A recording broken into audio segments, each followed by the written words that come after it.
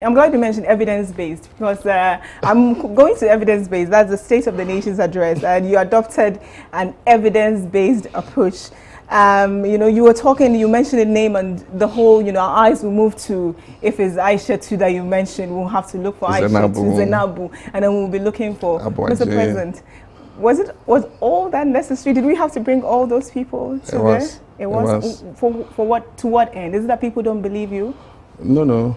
People take things for granted. I mean, you build a new hospital, so until, and I'm a communications person, until you let people see by evidence how it has changed their lives, often they'll take it for granted. And so the lady I brought from Nkran Kwanta, her first child was born in the Doma hospital. And so she had to take transport to Doma. She had to pay for her relatives to come and stay with her in Doma to be able to have her baby. The next baby was born with a polyclinic in her own backyard. And so she literally walked to the polyclinic, had her baby. These are things that, until you tell the story, people will take for granted. I mean, people walk long distances to fetch water, and government puts a water supply project in the town, and so they're able to get clean drinking water. They're no longer reporting the local hospital with waterborne diseases. These are things people would appreciate if you link it to a story. And that's why, I mean, these are people who were chosen randomly from all the regions of our country to show how the social and economic infrastructural program that government is implementing is having an effect on the lives of the people.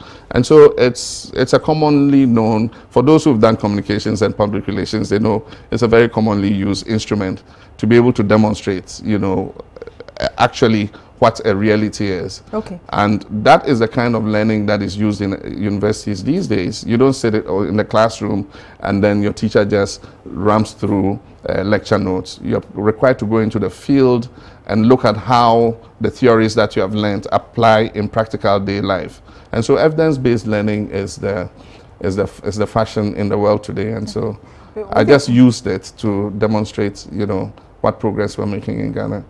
I mean, with all of that, it's still described as a well-choreographed political propaganda, uninspiring. It's not a true reflection of what the state is, and that you have lost touch with reality. Well, those ordinary people in the gallery are not reality. Is that what is being said? The people who stood there, those are their stories. After the SONA, nobody has contradicted any of those stories. The driver is still driving from Wa to Tamale in 4.5 hours. And he's able to go twice in one day. He goes to Tamale, he loads back, gets home, and his tuanzafi is still warm for him to be able to eat.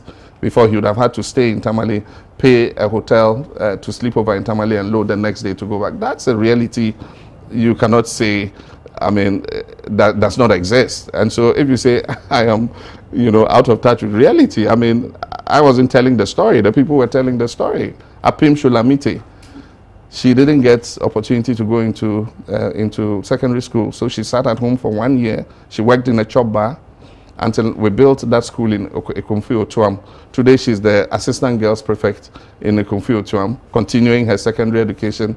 That is not reality. Then I don't know what else is reality. And I felt very sad that people describe ordinary Ghanaians whose votes you want as being a part of a concert party, something. It's an insult to the Ghanaian, unfortunately. And you might detest your political opponent as much as possible, but you don't insult the Ghanaian people. Okay. These are real people, and I want to express my commendation to them for coming and standing up and being able to be part of the testimony of the change that is happening in Ghana.